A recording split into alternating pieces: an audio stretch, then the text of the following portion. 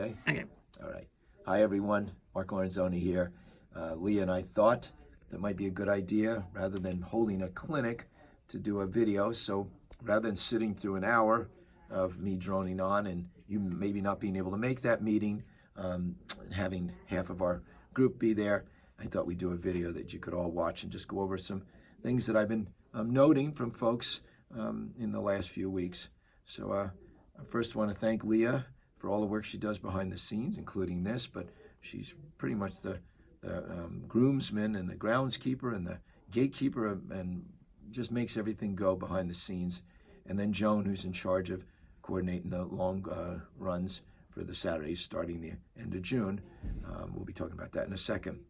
So some of you that don't have your one-on-one meetings, and we're going to talk about the one-on-one meetings in a little bit, some of you are asking, what should I be doing now?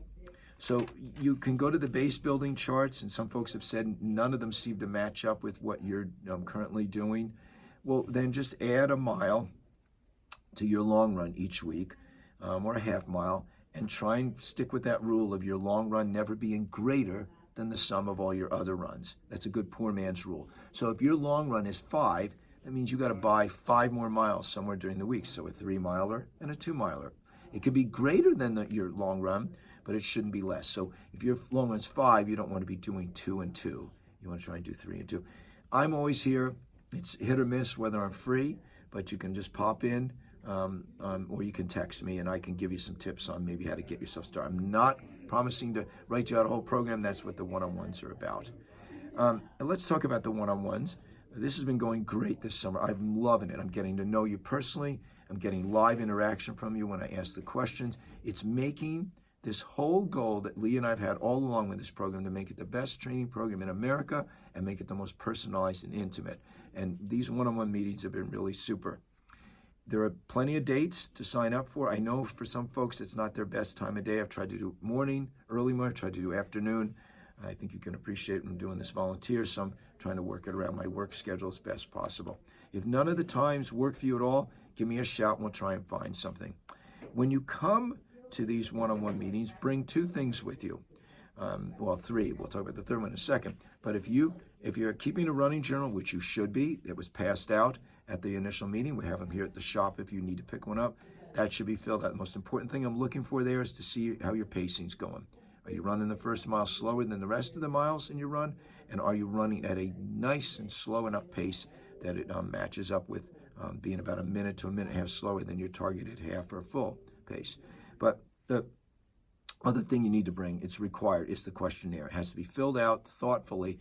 Those answers help me build your program. So very, very important. The third thing is if you're having any issues, one knee, one ankle, one Achilles, one hip, bring your shoes with you. No, I'm not trying to sell you a new pair of shoes. I'm trying to see if the shoes might be the culprit, which they are behind about 50% of the injuries. And remember, with shoes, not to be harping on shoes, but in a training program where you're shooting for a full or half marathon, 300 miles, not 400. 400 is for recreational running. What does that mean? Somebody running 6 to 8 to 10 miles a week total, 2 to 3 miles at a time. That level of usage of the shoe it gets you more mileage out of the shoe, total mileage. Okay, so back to Saturday, the Saturday runs. So starting the end of June, we will start meeting as a group weekly. These are not required, but this is our big communal time. You'll be broken into paces based on your training pace, your racing pace, but you'll be with not just like-minded people, but physically aligned with people that match your current ability. Each of these Saturdays, the course will be marked, arrows, mile markers. There'll be water and Gatorade every 2 to 2.5 miles. We'll have ice at the finish if you've got with baggies, just in case you've got anything that goes on with your iliotibial band or an Achilles, you can get ice in it right away. And then a Cliff Bar at the end. Pretty cool. How does that happen? It's a co-op. You are required, I hate using that term, it sounds so kind of edgy, but it is. It's how it works. There's 6 to 7 of you that'll sign up for any given Saturday through Joan. Go to the website, go to the training program website. It's pretty clear there.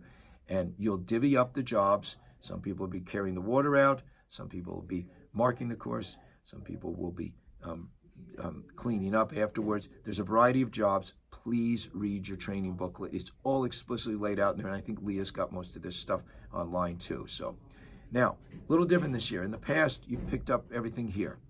We are leasing the upstairs. We're very excited about this. So basically, the clearing storage for just about every race in town has been up in our storage area for the last X amount of years. So we moved over to the Schultzville Track Club shed. We will give you explicit directions to it. There'll be a combination lock. You'll get the combination. We'll give you the keypad pass to get in. It'll all be laid out. And you guys, as a group, you got to communicate well ahead of time, not the day before the long run. You communicate with your fellow folks that have signed up. Joan will let you know who that is. Then you guys, it's up to you. And remember, everyone's relying on you. You just only have to do this once during the summer, but everyone's relying on you, just like you would be wanting someone to do an organized job for you. When you return the coolers, they need, because the shed is not temperature controlled, that was going to be a lot more expensive per month.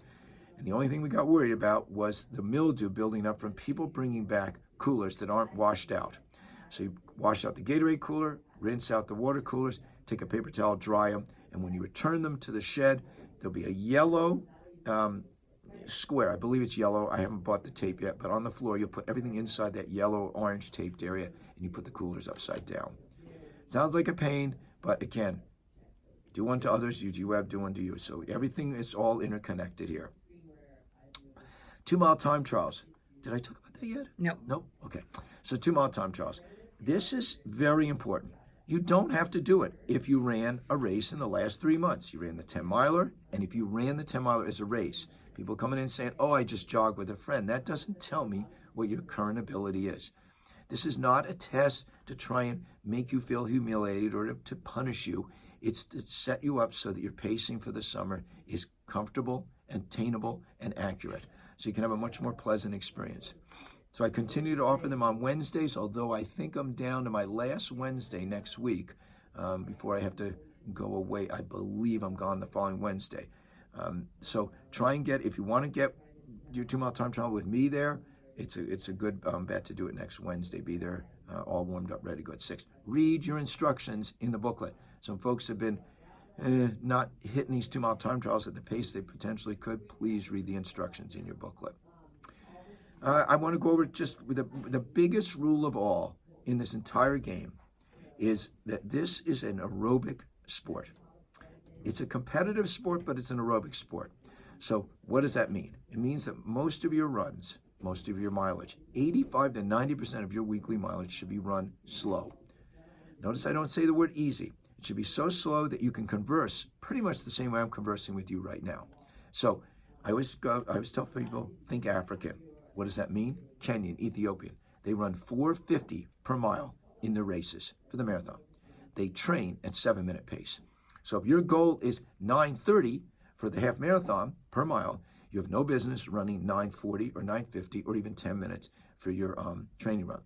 I'm going to get a little fresh with you when I see that. I'm going to say your goal must be sandbagging, meaning you have a soft goal that is too, it's not realistic enough. It's too slow, so you got to get it faster, or you need to slow down on your training runs. As the summer progresses, one Saturday will be long and slow. That's the one where you really want to go a lot slower than your targeted pace. So if you're shooting for 9:30, you might run 11-minute pace. The next Saturday, so those Saturdays that are long and slow are on the hillier courses. The shorter Saturdays, which are the in-between Saturdays, so the following Saturdays, they'll be on faster courses, flatter courses like Riverview, because that's when you'll get to misbehave. You get to go fast. So if I say one Saturday go 12 at AHR, which is aerobic heart rate, conversational pace, you run extra slow. You get bonus points for the slow. The following Saturday, it says run 7 miles total with 5 of them at your targeted pace. You get to run faster, and I'm never going to be upset if you come back and say, gee, I ran the 5 miles faster than my targeted pace. So I'm giving mixed signals, I know, but 2 different purposes of the workout. I think that's about it. Leah, can you think of anything else? No, that's it. No? Okay. So you guys, a good way to get in touch with me is texting. I know it's frustrating with email, but I coach a lot of people, sit on a lot of boards. I'm just like you guys, busy, but one of the things that's different about me is I don't get to my emails during the day, which means I'd be doing them at night. So texting, I'm always checking. Text me if you need a question answered. The other day, somebody said, and know this, I have a quick question.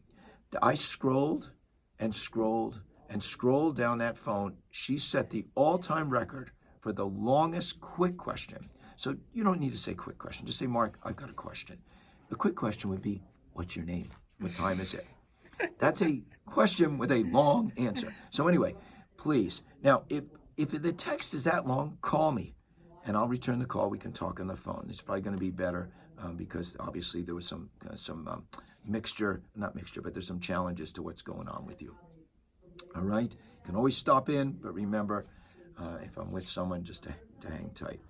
I've been loving this so far this summer. I think I'm maybe 20 or 25 meetings in with folks. I love meeting some of you new folks and getting to reacquaint with my veterans that have done it in the past. Lee and I are both looking forward to this. So is Joan.